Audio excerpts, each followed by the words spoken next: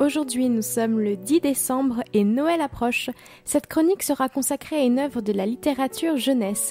L'occasion pour vous peut-être de prendre des notes pour une éventuelle idée de cadeau. D'autant plus que cet ouvrage a été adapté sous plusieurs formats. Il y en a donc pour tous les goûts. Aujourd'hui, je vous emmène à la croisée des mondes. Cette trilogie de Philip Pullman est déjà bien connue de certains car elle est aujourd'hui considérée comme un classique de la littérature jeunesse. Mais il existe encore quelques irréductibles qui ne l'ont pas encore lu et c'est à eux que je vais m'adresser.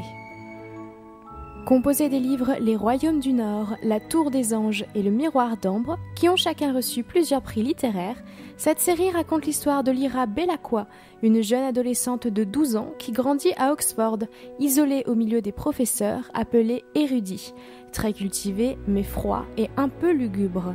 Espiègle, manipulatrice, impulsive mais pleine de ressources, Lyra s'ennuie et cherche toujours des moyens de se distraire. Jusqu'au jour où elle surprend une conversation à laquelle elle n'était pas conviée. Peu après, son meilleur ami, Roger, se fait enlever par des trafiquants d'enfants.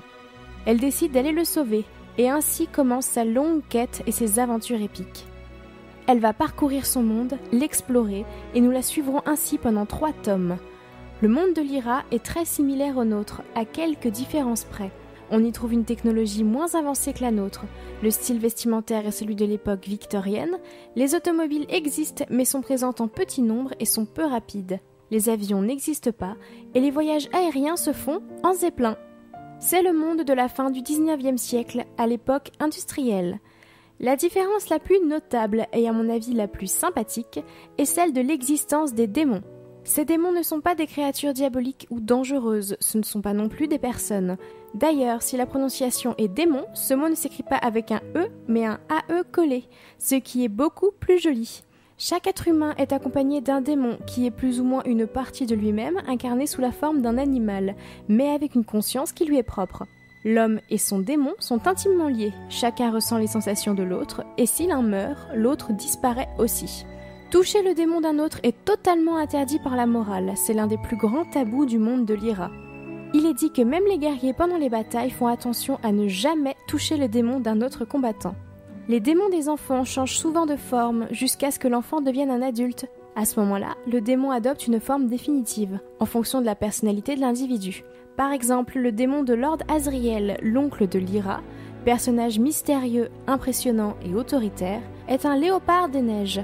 Le démon de Lyra s'appelle Pantalémon et change de forme à loisir en fonction des circonstances.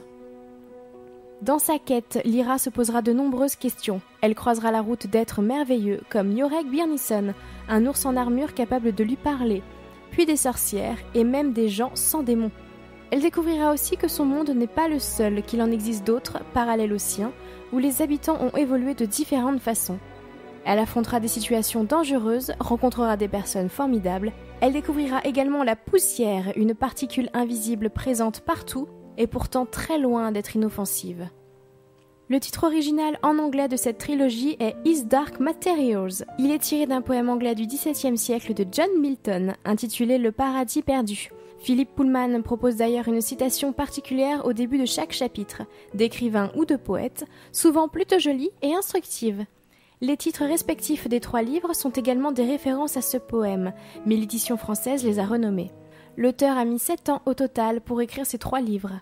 Fasciné depuis son adolescence par le poème Le Paradis perdu, Pullman explique qu'il a, je cite, « commencé avec l'idée d'une jeune fille cachée à un endroit où elle n'aurait pas dû se trouver, témoin de quelque chose qu'elle n'aurait pas dû entendre.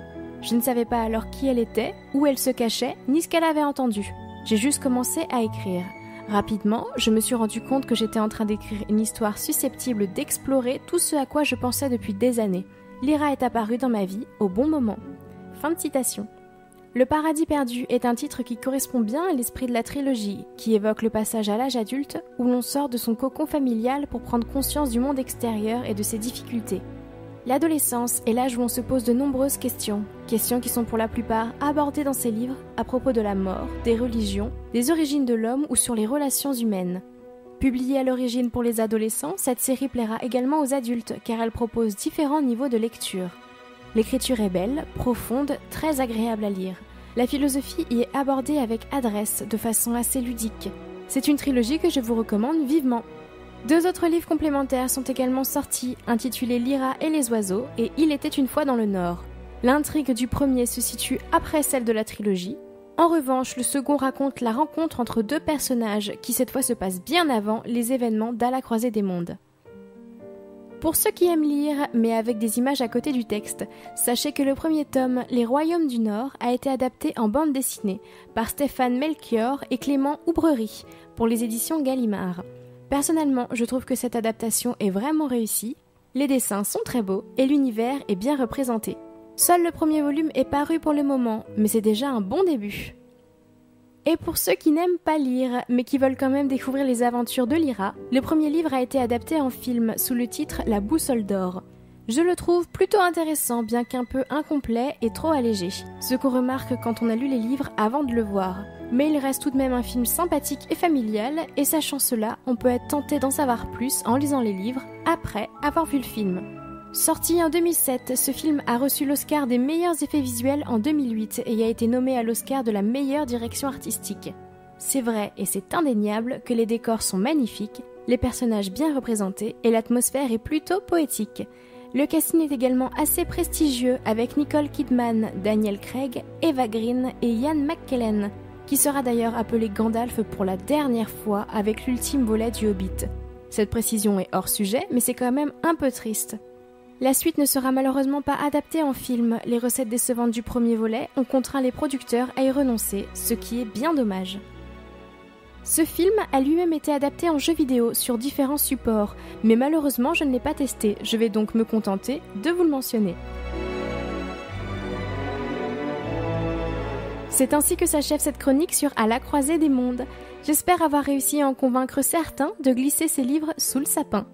Je conclurai avec cette citation tirée de l'un des livres. « Partout, j'ai rencontré la folie, mais parsemée de grains de sagesse.